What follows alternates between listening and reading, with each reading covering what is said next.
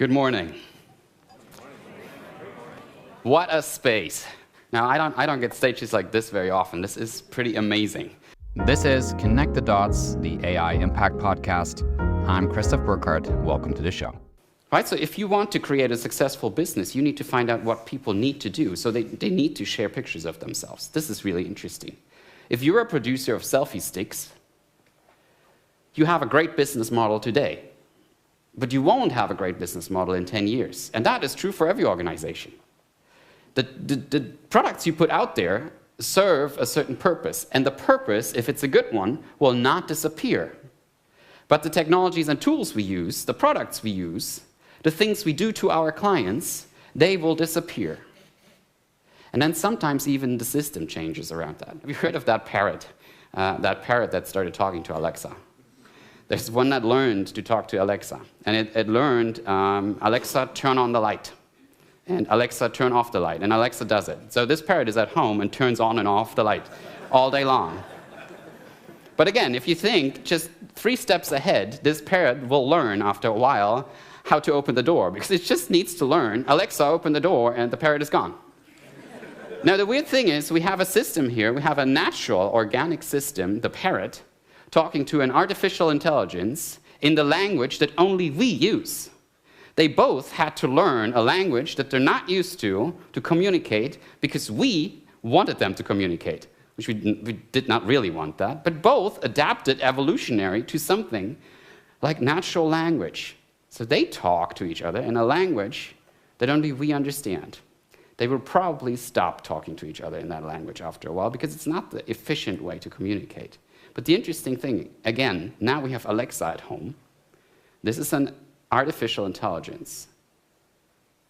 This system knows a lot, and you can write commands for it, but the interesting thing is it's learning. Millennials today, if you look 10 years ahead, and we know there's artificial intelligence everywhere, we will need a lot of programmers. Who of you is a programmer in the room? Yeah, we will need a lot more of those. Every company will need a lot more of those. Right, so programming, coding will be like typing on a typewriter, on your computer. 10-finger system, you know how to type. Coding will be like that. It will be a skill that we all need unless we learn to just talk to Alexa and tell her to code. Then you can just tell Alexa what to code.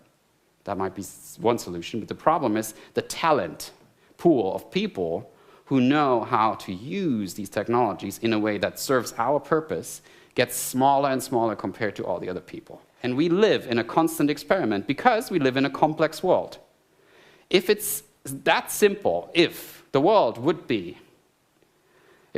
was as simple for us to understand, so that we would not need experiments to run it, but we would just need plans to run this world, we would all do it. Rather, we use plans for something else. Now, I want you to think back to your school days or university days. When you went to college and you had to prepare for an exam. Did you make a plan for your studying? Did you write down when you would plan to study what? Who of you did that? Yes, I did that too. What's the purpose of writing down when you're going to study what? What does that plan do? So my experience is I wrote down that plan on Sunday for the Monday.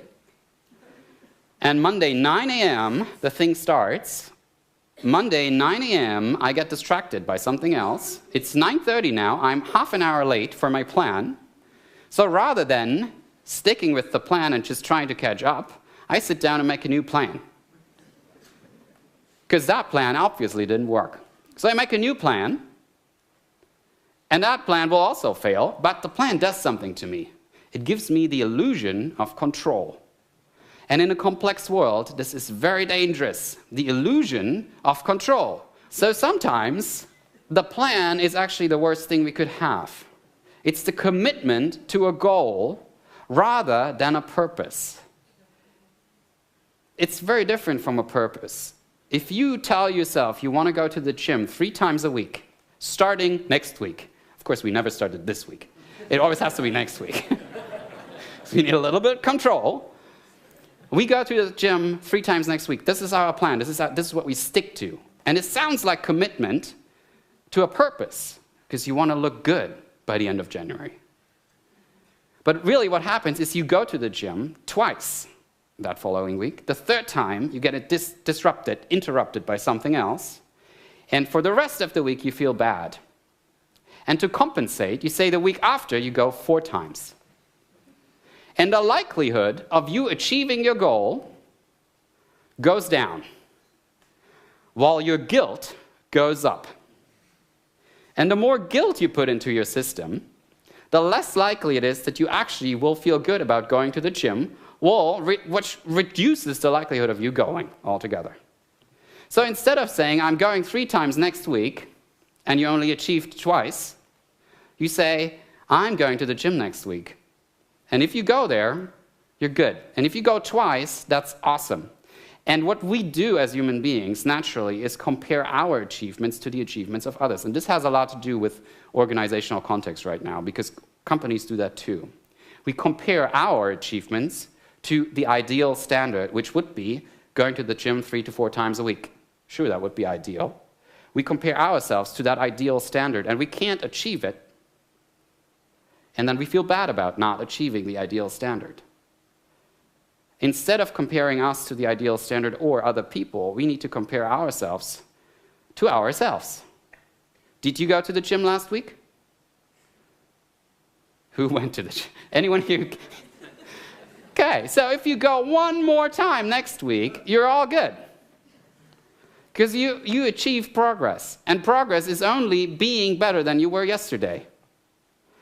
Now, the purpose should also not include the achievement. If you go to the gym and you say, I'm going and I'm going to stop going to the gym after I have a 6-pack, you have defined a goal that comes from the ideal standard, that does come from other people with 6-packs. You know, school is the #1 system that teaches us not to be prepared for this world, right? In school, you learn there's 1 math task in the exam, 1 calculation you have to make, this is the question, and there's 1 right answer. This is what we learn in school. This is the experience we learn. This is not preparing us for life. In an organizational context, what do? You come up with ideas that are solutions, that are answers to a question, and these questions don't have 1 answer. How do you connect nutrition and health? There's not 1 answer, and there's not 1 right answer. There are thousands of different possible answers, and we evolutionary have to find the best one, the fitting one. And it's only going to fit for a while, because all the things we come up with as the answer to our purpose question are pretty much selfie sticks. They're here right now because now we want them, and now they make sense, but in the future they won't. And we need to let go of the idea that any idea is stable and sustainable forever. No idea is going to last. They're all going to go. So why do we have to fight for our own ideas so much? You know, sometimes our ideas are not that good. But we still need to try them because we live in a complex world and unpredictability is everywhere. So we don't know which idea is going to make it at the end. But we feel we need to justify our experience, our ideas, based on our experience. We all come with a certain set of beliefs. But we're not intelligent designers. We're a collective of geniuses with different experiences, different backgrounds, and when we come together, we start an evolution of ideas that actually makes us all better. The purpose of why you're here, the answer, is because you have the potential to make everything better if you put these minds to use. We need courage. So courage, and this is from a Disney movie, the definition of courage. So what is that? Well, how do we use that? Courage is not the absence of fear, this other very driving emotion. It's the realization that something's that's much more important than our own fear. Purpose is what can give us that courage to act despite being afraid. And with that courage, I wish for you a lot of luck. And I hope we can make this world a better place in the end by coming together and being courageous. Thank you.